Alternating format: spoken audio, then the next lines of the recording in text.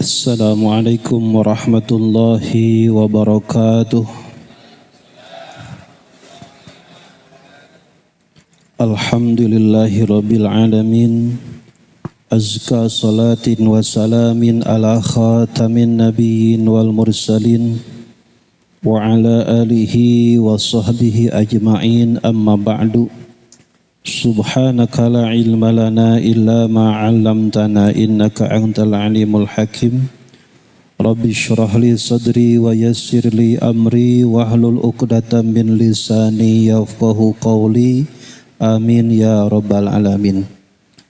Sadatil kiram, jemaah yang dirahmati Allah Subhanahu wa taala, para hujjaj, para asatid, segenap pengurus majlis taklim malam Rabu Masjid Al-Huda Abdul Aziz, akhasil khusus orang tua kita, guru kita Ustadz Haji Abidin Nur, Ustadz Haji Muhammad Tawi, Bapak Haji Ali, Ustadz Naharuddin dan para asatid yang lainnya yang tadi disebutkan satu persatu oleh Al-Faqir dengan tidak mengurangi ta'zim dan hormat. Mudah-mudahan kita semua senantiasa diberikan anugerah keistiqomahan, keberkahan dunia dan akhirat. Amin ya rabbal alamin. Mari sama-sama tawajuhkan dan mulazamah niatkan kita bukan sekedar menggugurkan kewajiban thalabul ilmi. Mudah-mudahan kita mendapatkan ridho dan keberkahan ilmu yang bermanfaat. Bismillahirrahmanirrahim. Nawaitu ta'alluma wa ta'lima wa tazakkura wa tazkira wa naf'a wal intifa'a wal ifadata wal istifadata wal hatha ala tamassuki bi kitabillahi ta'ala wa sunnati rasulillahi sallallahu alaihi wasallama wa du'a ilal huda wa dalalata alal khairi wa ibtigha'a wajhillahi wa mardatihi wa kurbihi wa thawabihi subhanahu ta'ala walhamdulillahi rabbil alamin. Cinta kepada Rasul bukan hanya dengan cara memperbanyak sholawat. Memperbanyak sholawat adalah salah satu dari sekian cara menunjukkan cintanya umat kepada baginda Rasul Muhammad sallallahu alaihi wasallam. Man ahabba syai'an aktsara min dzikrih. Seseorang yang mencintai, ngedemanin sesuatu, tanda cintanya sering disebut-sebut. Maka bila mana umat ini cinta Rasul, maka tanda cintanya sering menyebut-nyebut nama Rasul. Dan menyebut nama Rasul lazimnya kita dengan sholawat. Allahumma sholli ala sayyidina Muhammad wa ala ali sayyidina Muhammad. Selain daripada bentuk cinta kepada perbanyak sholawat, tanda cinta kepada Rasul adalah mempraktekkan, mengaplikasikan sunnah-sunnah Rasul yang Rasul contohkan, kita ngamalin. Itu pun bentuk daripada sunnah. Bukan hanya sering mengucapkan nama-nama Rasul dalam sholawat. Esensi mahabbah cinta Rasul yang lain adalah mutaba'atur Rasul, mengikuti amaliyah Rasul Muhammad sallallahu alaihi wasallam. Bagaimana Rasul kalau lagi puasa, bagaimana Rasul kalau bayar zakat, bagaimana kalau Rasul bertetangga, bagaimana kalau Rasul jual beli, bagaimana kalau Rasul minum, bagaimanakah Rasul makan, bagaimanakah Rasul berjalan, diikuti oleh umat, itu pun tanda cinta kepada Rasul. Dan salah satu amaliyah yang amat dan langsung disebutkan betapa pentingnya umat ini mengikuti amaliyah Rasul, di antara amaliyah yang begitu kumpul banyak amaliyah di dalamnya dalam satu ibadah adalah ibadah sholat. Sholat itu bukan sekedar menggugurkan kewajiban kita sama Allah, duhur, asar, maghrib, isya, subuh. Kalau sholat hanya berdiri, kalau hanya sekedar ruku, sujudnya sekedar, fatihahnya sekedar, sujudnya sekedar, bacaannya sekedar. Kalau hanya sekedar, anak kecil, anak TK pun bisa. Bila mana sholat sekedar berdiri, anak kecil kita latih gue bisa sekedar berdiri mah. Kalau sholat sekedar ruku, anak kecil gue kita latih, kita suruh bisa kalau sekedar ruku. Kalau baca Fatihah sekedar, anak SD gue kita suruh baca Fatihah, kalau cuma sekedar mah bisa baik. Maka ibadah kita bukan hanya sekedar. Kalau sholat hanya sekedar, maka sholat tidak jauh hanya ritual saja.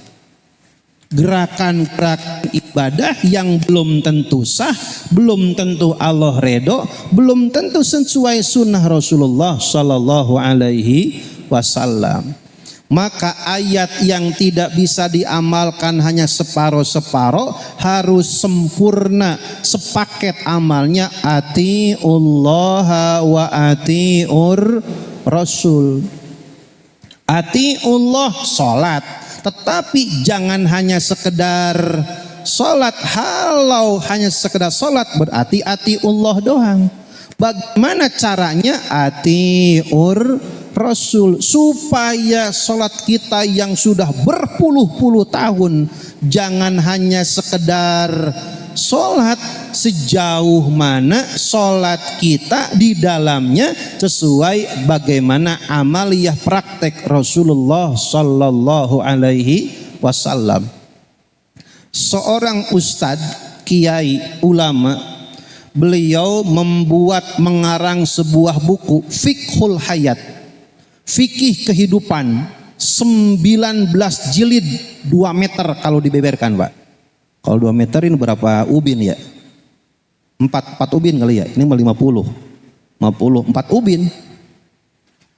Buku yang paling tebal bukan ngebahas haji, bukan ngebahas pernikahan. 1 jilid berjumlah 965 halaman, itu ngebahas sholat. Hampir 1000 halaman ngebahas tentang masalah sholat doang. Yang lain tipis-tipis Pak. Muamalah 500, bab nikah 600. Tapi ketika sholat sampai hampir 1000 halaman. Dan itu belum tuntas, kata beliau. Ini hanyalah pembatasan kemampuan saya mengetahui tentang sholat. Di luar ini belum cukup buku ini ngebahas sholat. Padahal udah tebel Pak. Beliau adalah Ustadz Ahmad Sarwat. Kalau di internet beliau ahli fikih, ahli muamalah, ahli syariat. Bukunya bab sholat hampir 1000 halaman. Dan dari sekian permasalahan sholat yang kadang-kadang kita hanya memahami selintas, tetapi esensinya, prakteknya kadang-kadang keliru. Di antaranya jantungnya sholat itu membaca surah Al-Fatihah. Man lam yaqra bi fatihatil kitab la yaqbalullahu sholatan liman lam yaqra bi fatihatil kitab. Allah tidak akan nerima alias sholatnya enggak sah kalau orang sholat enggak baca Fatihah. Yang pertama, Fatihah itu termasuk rukun qauli. Rukun apa Pak? Apa rukun qauli Pak Ustadz? Rukun sholat yang berupa ucapan, verbal, ada suaranya, ada pelafalannya. Harus dilafalkan, harus ada suaranya. Pelafalannya bukan asal, suaranya bukan asal suara. Ada ketentuan pelafalannya, sehingga di antara amaliyah Rasul ketika membaca Fatihah adalah antakuna qiraatul Fatihati muwafaqatan fis sholati jahron wa sirron. Baca Fatihah itu bukan hanya sekedar benar panjang pendek makhorijul huruf dan maknanya, tetapi harus sesuai. Sholat itu jahar apa sir? Kalau sholat jahar, Fatihahnya dikencengin.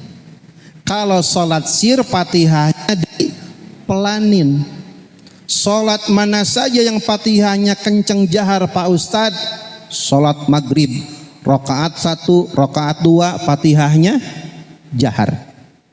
Sholat isya, rakaat 1, rakaat 2, Fatihahnya jahar. Sholat subuh rakaat 1, rakaat 2, Fatihahnya jahar. Selain itu ayyusirro, dibaca sir. Nah, di sini mulai para ulama mengkritis. Betapa banyak orang yang sholat gagal memahami, keliru praktek ketika membaca Fatihah dalam sholat sirriyah. Dikiranya sir itu pelan-pelan. Betapa banyak orang yang sholat Fatihahnya nggak kedengeran. Di luar sholat mah kenceng suaranya, teriak-teriak bisa. Ketika sholat kagak ada suaranya pisan. Sampai-sampai orang sholat Allahu Akbar, giliran Fatihah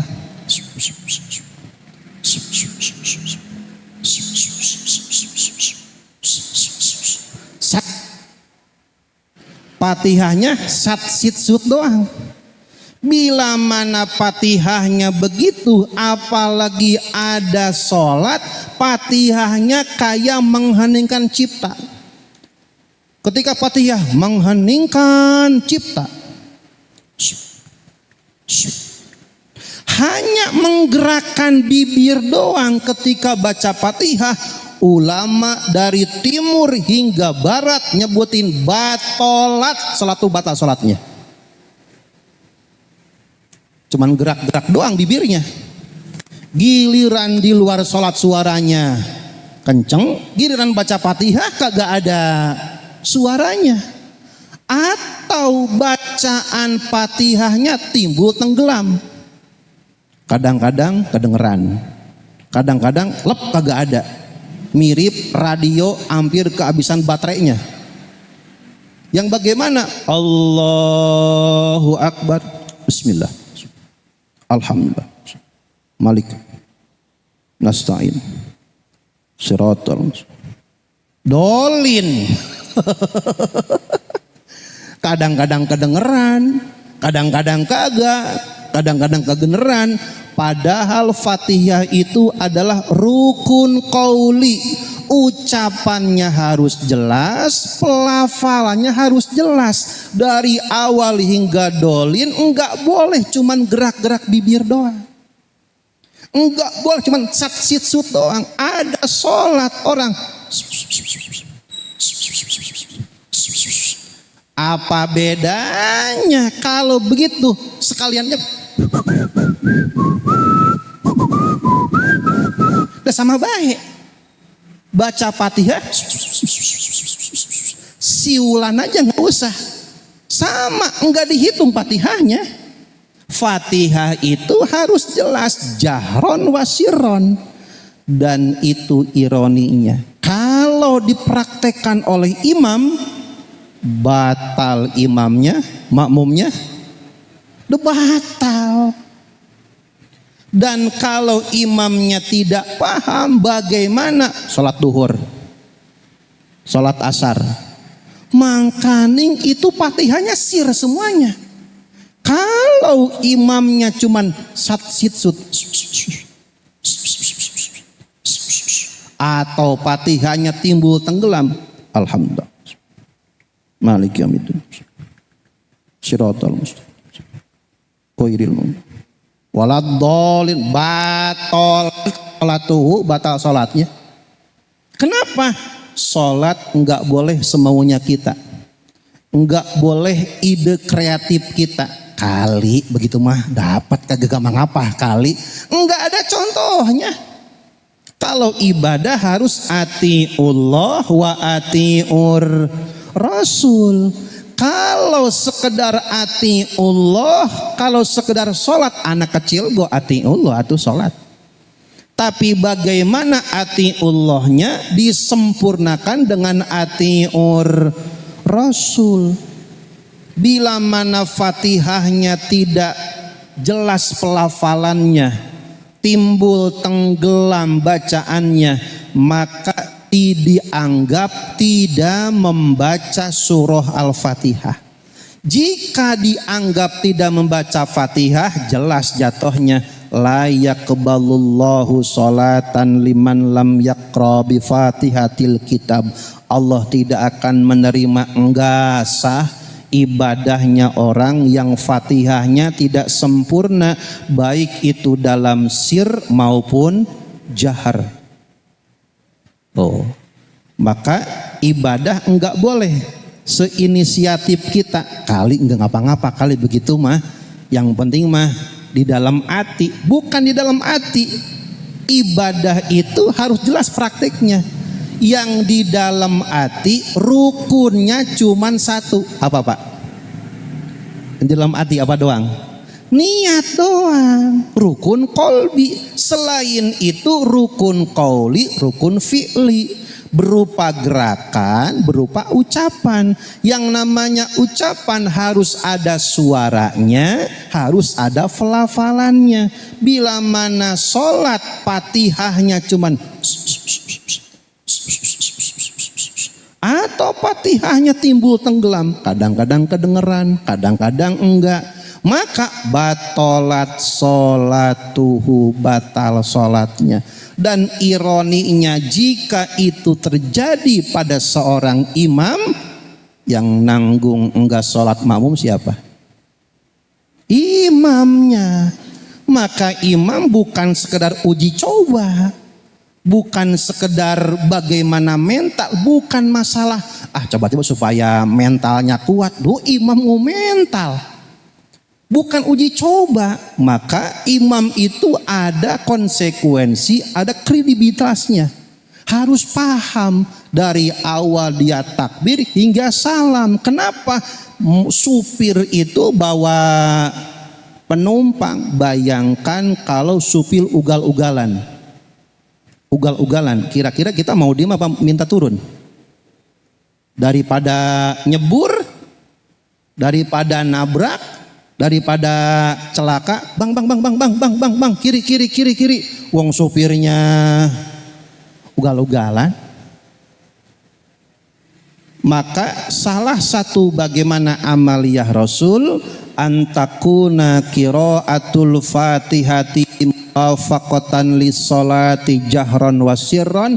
Pembacaan Fatihah itu harus sesuai dalam kondisi sholatnya, sir ataupun jaharnya.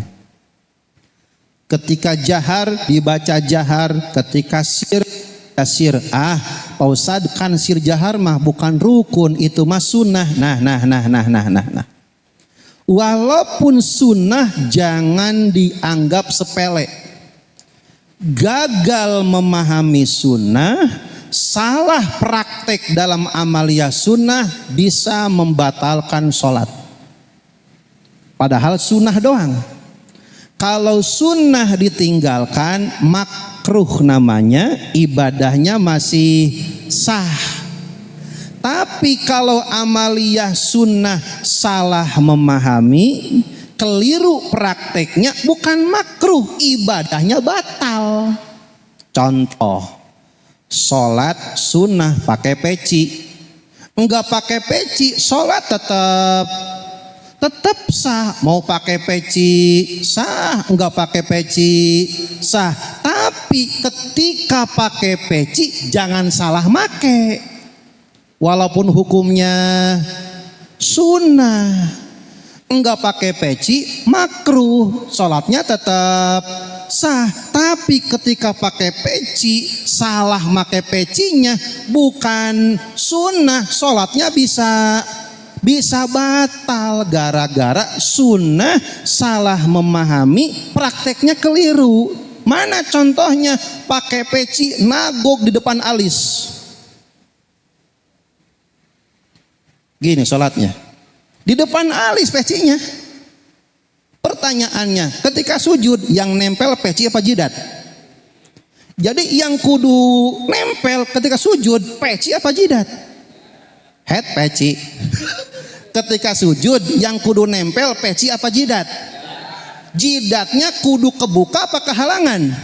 Kebuka. Jika pecinya nagok di depan alis lantas sujud, yang nempel peci apa jidat? Jika peci yang nempel, pertanyaan sujudnya sah. Jika peci begini puluhan tahun sholatnya, pertanyaan sholatnya sah apa enggak? Enggak, uang sujudnya bermasalah.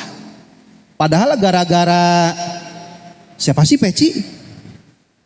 Gara-gara salah peci, sholatnya enggak sah. Padahal hukumnya sunnah. Keliru memahami sunnah, prakteknya salah, bukan makruh, batal sholatnya gara-gara pecinya salah prakteknya. Maka ketika sholat peci angkat ke atas, maksufatal jabhi, jidatnya harus kebuka. Itu peci ketika sholat. Kalau peci di depan alis, ini mah peci ketika di depan penghulu. Saya nikahkan dan saya kawinkan, baru pecinya begini naguk di depan penghulu. Betul nggak begitu? Kalau naik sedikit setengah-tengah, ini peci formal. Mau kondangan, rapat RT, rapat RW, musyawarah, pecinya di tengah-tengah. Kalau peci ke atas mau sholat. Kalau pecinya nyengser, tanggal tua, kagak punya duit. Rokok aja ngelinting. Kopi yang kemarin dijemur, tanda kagak punya duit. Tanya WA, di mana kita ngopi? Emang pecinya udah nyengser, gak punya duit. Kalau ada orang pecinya nyengser, assalamualaikum, nggak bakal jauh, curhat pasti. Udah curhat, ada duit nganggur nggak? Kita pakai dulu. Maka peci aja ada tempatnya.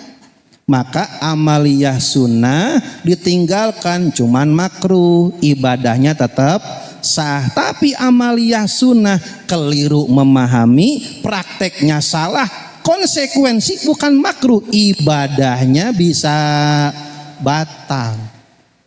Maka jahar sir sunnah, umpama sholat duhur kita kencengin bacaannya Fatihah, boleh nggak Pak?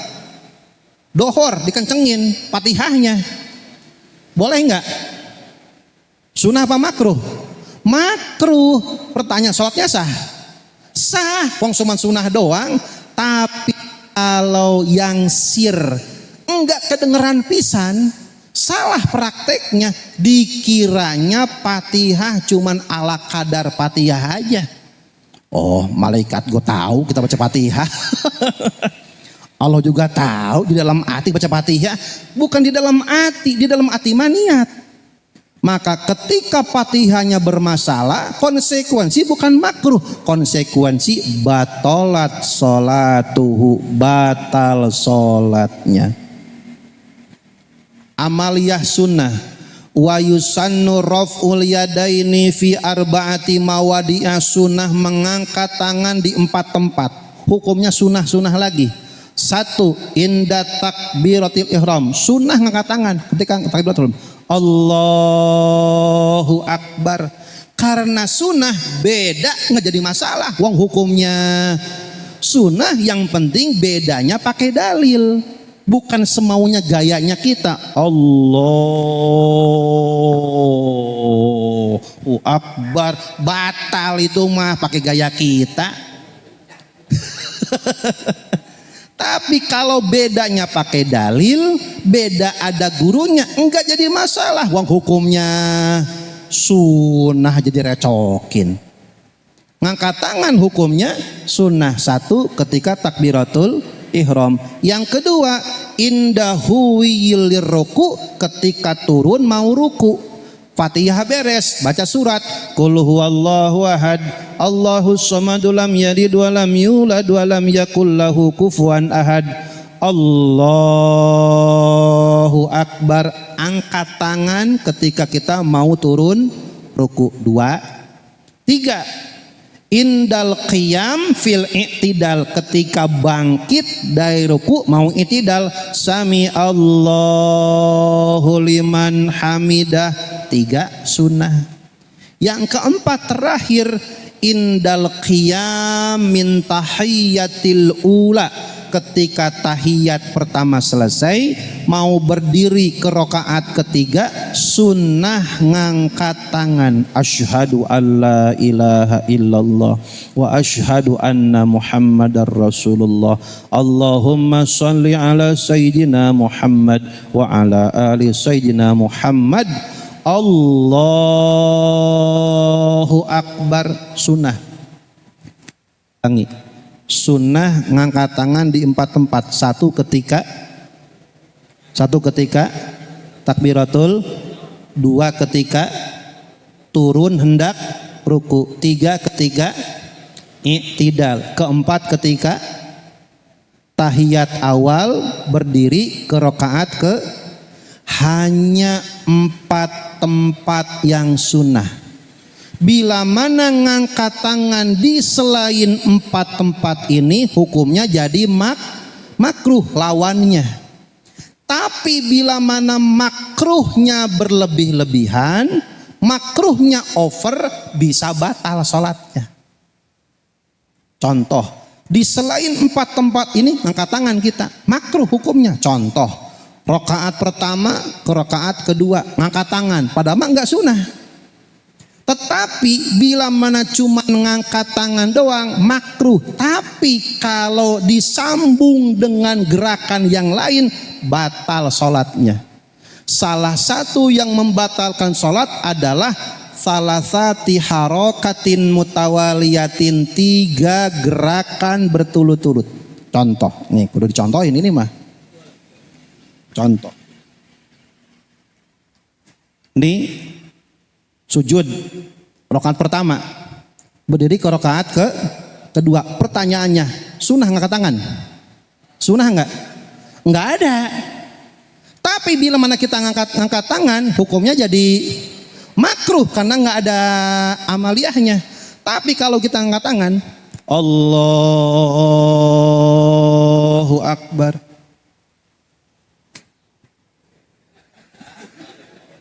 berapa gerakan itu? Ulangi. Jadi bukan cuma ngangkat tangan doang, yang lain ngikut. Ini hukumnya awalnya makruh. Tapi kalau makruhnya over, jadi batal sholatnya. Angkat tangan. Allah. Nih angkat tangan berapa gerakan? Tangan berapa tangan? 2, berarti 2 gerak. Yang ngebatalin berapa gerak? 3, berarti tinggal 1 lagi. Allahu akbar.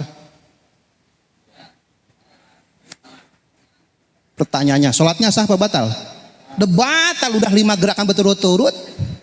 3 aja udah, apalagi 5. Yang lucu ada sholat kayak gempa. Tahu nggak gue kayak gempa, Pak? Oh akbar. Kayak gini kena kayak gempa. Begitu tangan gak mau diam, gatal tangannya.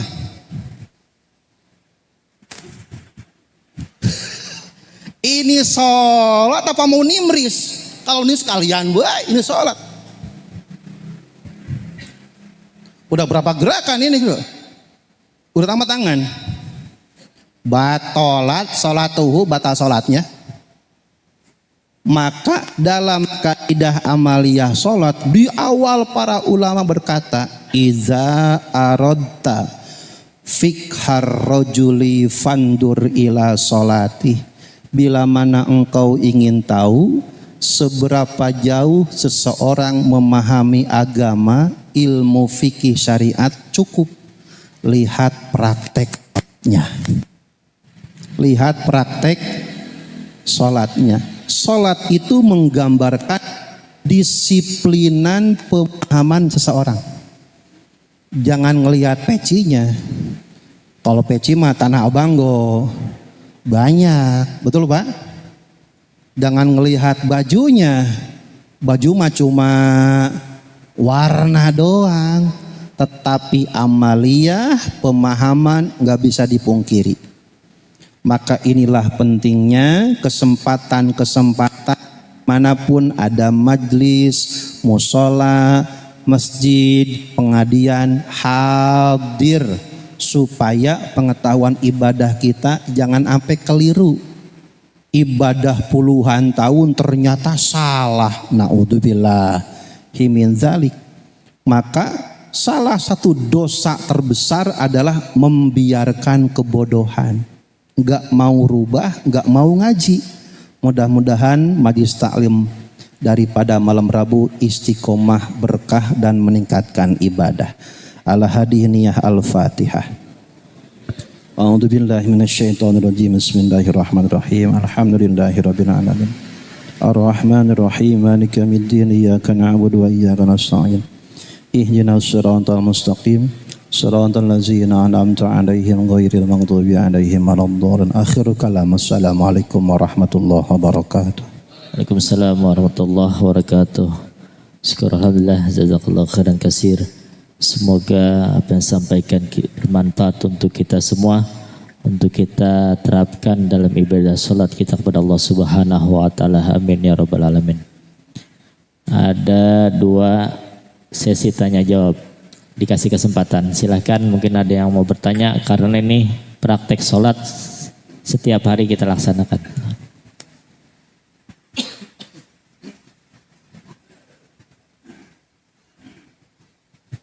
Bismillahirrahmanirrahim. Assalamualaikum warahmatullahi wabarakatuh. Ustaz, dalam praktek sholatnya amaliyah, ketika kita mengikuti imam, namun kita tahu imam tersebut dari segi bacaannya, dari segi gerakannya, dan dari segi amaliyah dalam sholatnya itu banyak yang tidak sah kalau kita lihat, namun dipaksakan untuk menjadi imam. Tentunya sholat kita akan menjadi batal. Nah, apa perlu atau wajib kita mengulang sholat kembali, Ustaz? Itu aja. Terima kasih.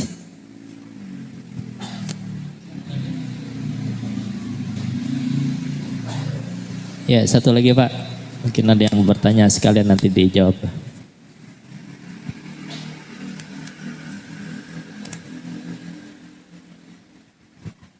Assalamualaikum warahmatullahi wabarakatuh. Izin bertanya Pak Ustadz, jumlah anggota tubuh kita ada berapa yang harus menyentuh sajadah atau alas tempat kita sholat? Itu aja, terima kasih. Assalamualaikum warahmatullahi wabarakatuh. Waalaikumsalam warahmatullahi wabarakatuh. Yang pertama, bagaimana kita menyikapi bila mana orang yang menjadi imam sholat kita mengetahui kelebihan, kekurangan, kredibilitas, layak atau enggaknya. Menurut keterbatasan ilmu kita, waduh ini bacaan kurang tapi gerakannya kurang tapi dan sebagainya.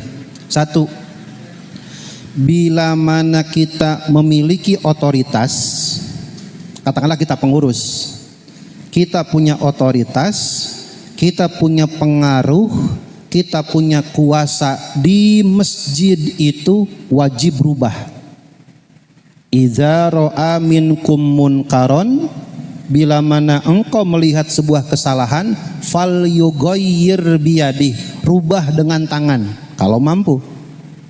Bila mana dengan tangan enggak mampu, siapa yang rubah dengan tangan? Umpama keliru, jangan dipakai lagi. Daripada supirnya ugal-ugalan terus bisnya nyemplung ke jurang, darul mafasid muqaddamun ala jalbil masolih. Untuk menghindarkan mafsadat, munculkan kemaslahatan. Jangan dia lagi, karena khawatir berapa puluh orang yang makmum sholatnya enggak sah gara-gara imamnya tidak memenuhi standar. Satu, kalau kita berada pada posisi punya kredibilitas, punya pengaruh, bisa mengatur, maka hindarkan. Yang kedua,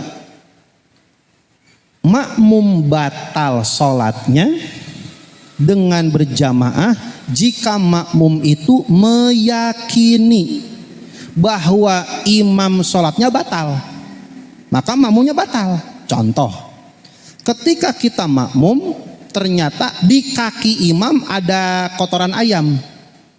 Yang tahu kotoran ayam siapa? Imam apa makmum? Makmum. Ketika makmum tahu ini imam bawa najis, otomatis ketika itu maka putus sholatnya. Bila mana makmum ini kekeh ngelanjutin bareng sama imam, batal imamnya, batal makmumnya, karena makmum ngikutin imam yang sholatnya batal. Terus kalau tahu imamnya melakukan kesalahan yang enggak ditoleransi, satu, ketika itu mufarokoh, pisah niatnya, sudah tidak bermakmum sama dia lagi, cuman barang gerakannya doang, supaya tidak menimbulkan fitnah. Yang kedua, kalau dari awal kita tahu ternyata imamnya, waduh, Fatihahnya cacat, gerakannya enggak tumaninah, dari awal jangan ikut dia. Kalau maksain, udah batal sholatnya. Maka ketika kita mengetahui kondisi situasi, kalau kadung kita musafir, umpamanya musafir, kita kan nggak tahu imamnya. Ternyata di tengah perjalanan, waduh, Fatihahnya ambiar, gerakannya ambiar, terus sarungnya sobek, kelihatan oratnya, karena kadung terlanjur udah bermakmum sama dia. Ketika itu, ketika imam tahu bahwa imamnya bermasalah, mufarokoh, enggak ngikutin dia lagi kalau dalam pertengahan sholat. Tapi kalau dari awal kita tahu bahwa ini imam tidak memenuhi standar, jangan sama dia, mendingan ntar kloter kedua, nyari aman. Kalau memang bermasalah, maka salah satu daripada pembatalan berjamaah, makmum meyakini bi'ayyak takidah, meyakini butlana sholati imamihi, batal sholatnya imam menurut si makmum. Apakah dengan adanya hal yang dohir kelihatan, apakah umpama auratnya kesingkap, sobek sarungnya, atau bawa najis, maka otomatis batal. Atau dari awal mengetahui, jangan ikutin, mufarokoh dari awal. Maka sholat itu sampai-sampai Rasul menegur kepada Abdullah bin Mas'ud, bukan karena amal yang wajib, karena gara-gara sunnah mengimami baca surat kepanjangan. Gara-gara kepanjangan doang ditegur sama Rasul, padahal enggak salah, sholatnya sah kok, bacaannya betul, hafidh Quran sahabat, tapi karena memberatkan, ngerepotin jemaah, ngerepotin umat, dipanggil. Kata Rasul, kan udah dibilang kalau dakwah itu yassiru wala tu'assiru, permudah jangan ngeribetin. Di belakang makmum itu ada anak kecil, ada yang wasir, ambeien, Kagak bisa lama-lama sholatnya, jangan kepanjangan bacaannya. Rasul adalah manusia yang paling keren sholatnya. Tapi Rasul ketika ngedenger anak kecil nangis dipersingkat bacaannya. Itu Rasul, bukan dipanjangin bacaannya. Karena imam tugasnya menjaga kenyamanan khusyuk daripada makmumnya. Sopir itu tugasnya bagaimana nganterin penumpang ke tempat tujuan dengan aman dan selamat. Itu supir. Yang kedua, anggota apa saja yang harus nempel ketika sujud? Ada 7 anggota. 7 anggota ini dibagi 2. 1 wajib nempel, tidak wajib terbuka. Yang kedua wajib nempel, wajib terbuka. Yang wajib nempel, wajib terbuka 2. Jidat, telapak tangan. Harus terbuka, harus nempel. Enggak boleh ada yang menghalangi jidat dan telapak tangan. Maka perempuan ketika sholat telapak tangannya harus terbuka, nempel, terbuka. Selain jidat dan telapak tangan hanya wajib nempel, tidak wajib terbuka. Lutut nempel. Bayangin kalau lutut kudu terbuka, atau batal sholatnya. Kaki wajib nempel doang. Maka ketika dingin musim hujan boleh pakai kaos kaki, karena kaki mah cuman wajib nempel, enggak wajib terbuka. Yang wajib terbuka jidat dan kedua telapak tangan. Adapun kedua lutut, kedua kaki itu hanya wajib nempel, tidak wajib terbuka. Kalau sholat pakai masker Pak Ustadz sah apa enggak? Kalau hidung mah enggak wajib nempel. Sunnah nempelin hidung bareng jidat. Kalau sunnah dilanggar jadi makruh. Batuk tidak, flu tidak, corona kagak ada, sholat pakai masker. Ada begitu? Ada. Makruh, sholatnya tetap sah. Kenapa? Nutupin hidung. Tapi kalau ketika flu, ketika batuk pakai masker, maka tetap dapat padilah sunnah. Kenapa? Al-hajatu qad tanzilu manzilat darurah. Kalau ketika butuh silahkan pakai, enggak makruh karena butuh. Flu, batuk, daripada lagi sholat ngabret kiri kanan, bagi-bagi hujan.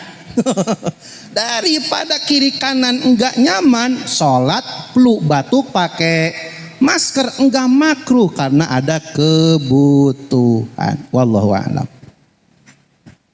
Syukur alhamdulillah, demikian 2 penanya dan langsung dijawab guru kita. Semoga kita makin mengetahui tentang praktek sholat kita lebih baik lagi. Amin ya rabbal alamin.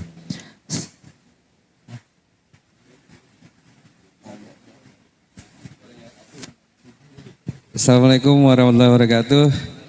Saya mau nanya yang pekan lalu kajian di Nurul Huda, Ustaz. Waktu itu nggak ada tanya jawab, sekarang nanya deh. Kaitan sama sholat berjamaah, Ustaz, kan kita diwajibin yang jamaah mengikuti imam. Nah kalau kunut itu ada beberapa jamaah yang tidak ngikutin imam, mengangkat tangan gitu. Itu termasuk yang membatalkan atau tidak? Terus pertanyaan yang kedua, satu lagi deh. Jadi waktu kita masbuk saat udah di rakaat kedua, kan kita kunut ngikutin imam. Untuk yang berikutnya, apakah kita juga kunut lagi atau enggak gitu, Zat? Terima kasih. Assalamualaikum warahmatullahi wabarakatuh. Yang pertama, bagaimana kalau makmum enggak setia sama imamnya? Ya enggak setia gitu. Imamnya ruku tapi enggak ikut ruku. Imam sujud tapi enggak ikut. Imam kunut tapi enggak ikut. Namanya makmum enggak setia. Hadisnya di dalam Sahih Bukhari Muslim muttafaq alaih. Dan hadis ini jadikan kaidah dalam sebuah jamaah. Innama ju'ilal imamu liyu'tamma bihi. Iza kabbaro fakabbiru. Wa idza sajada fasjudu. Sungguhnya imam itu dijadikan imam liyu'tamma bihi, untuk diikuti. Namanya ngikuti, gerakannya ikuti. Namanya ikuti dari belakang, jangan ngebarangin, apalagi mendahului, bukan ngikuti namanya. Maka dalam posisinya juga namanya ngikutin di belakang. Tidak boleh posisi makmum lebih maju daripada imam, batal. Bagaimana kalau sholat berjamaah imam makmum sebaris sejajar? Faida tasawa fatukrohu, bila mana imam makmum sebaris rata makruh, kagak sopan namanya. Imam mana makmum mana? Maka dengan fi'il madi, idza kabbaro, bila mana imam telah selesai takbirnya, sempurna takbirnya, makmum baru takbir. Jangan ngebarengin takbirnya imam, apalagi mendahului takbirnya imam. Takbiratul ihram portal pertama, bila mana makmum ngebarengin takbiratul ihramnya imam, batal sholatnya makmum gara-gara ngebarengin. Maka bagaimana supaya sah? Nunggu imam selesai Allahu Akbar baru makmum takbir. Wa iza roka'a, bila mana imam sudah ruku sempurna baru kita makmum ruku. Wa ida sajada, dan bila mana imam sudah sujud sempurna sujudnya, maka makmum baru sujud. Jangan ngebarengin apalagi ngedahuluin. Sholat itu menggambarkan akhlak, jangan ngeduluin imam. Bagaimana ini mah ngeduluin enggak, ngebarengin enggak ngikutin imam. Nah ini repot.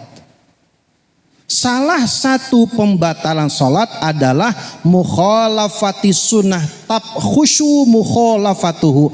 Tidak boleh makmum dan imam berbeda pada amaliyah sunnah yang fatal kalau berbeda. Contoh, imamnya sujud tilawah, imam baca wasjud waqtarib, langsung sujud. Makmum kagak tahu, pelongo, dah kok imam sujud ini. Diem bae makmumnya, enggak ngikutin imam, batal sholatnya makmum karena enggak ngikutin. Walaupun itu hukumnya sunnah, sujud tilawah, gara-gara baca hamim sajdah ketika subuh.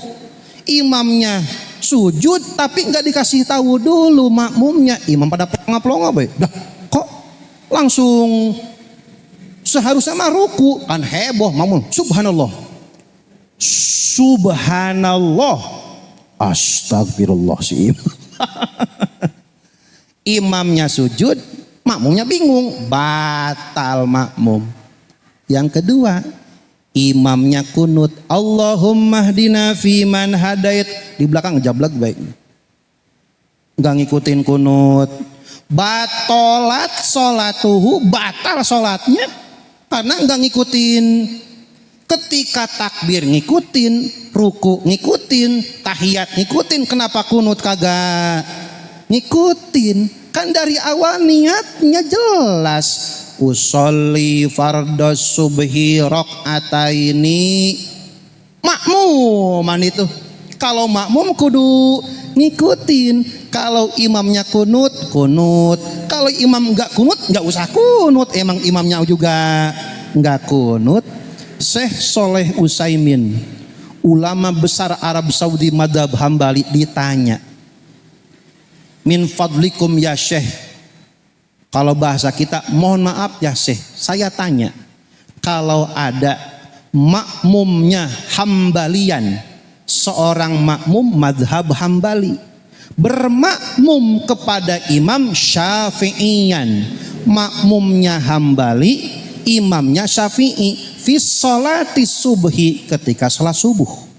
Bagaimana sikapnya ini makmum yang madhab Hambali? Karena di madhab Hambali tidak ada kunut subuh. Saat ini posisinya di makmum, imamnya madhab Syafi'i, subuhnya ada kunut. Pertanyaannya, apakah ini makmum kekeh mempertahankan ajaran gurunya? Apakah ini makmum kekeh mempertahankan madhabnya enggak kunut? Apa kata Saleh Utsaimin? Innama ju'ilal imamu liyutamma bihi.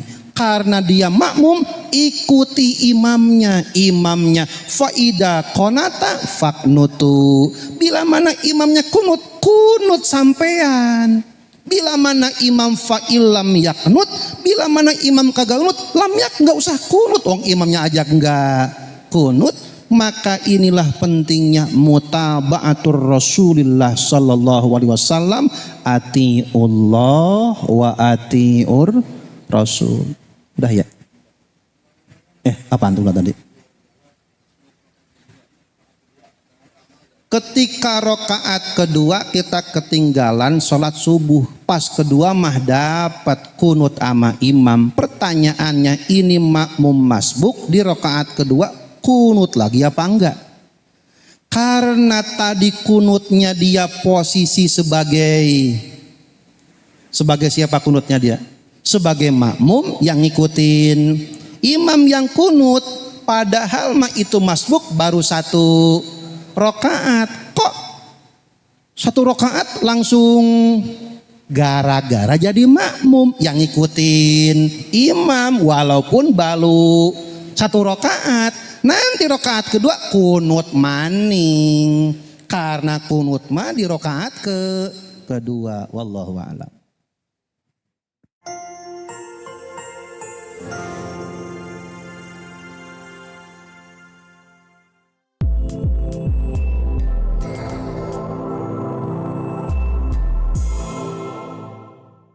Siaran langsung YouTube channel live streaming Fadlan Sel. Jadi setelah acara nanti bisa ditonton kembali, dilihat kembali di YouTube channel Fadlan Sel, dan jangan lupa untuk like, komen, subscribe untuk membantu siar dakwah agama Allah Subhanahu wa taala.